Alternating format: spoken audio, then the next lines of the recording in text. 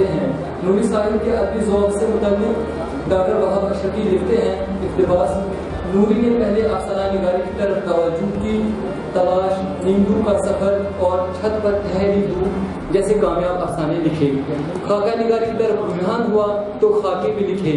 یہ خاکے دلچسپ بھی ہیں، معروف اور مستحکم ہو چکی ہے۔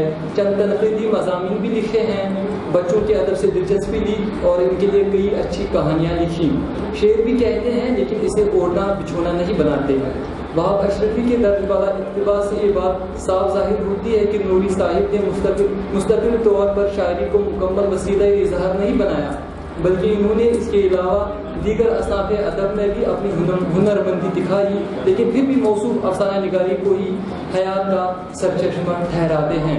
نوری صاحب اپنے ایک انٹرویو میں کہتے ہیں کہ میری دلچسپی افسانہ نگاری میں زیادہ رہی اور افسانہ نگار کہلانا ہی مجھے زیادہ پسند ہے۔ بہت ہے، ان کی غزل شاعری مستقل شعری نظام پر کھڑی کرتی ہے، تاہم ان کی شعری تخلیقات وقفے سے منظر عام پر آتی رہتی ہے۔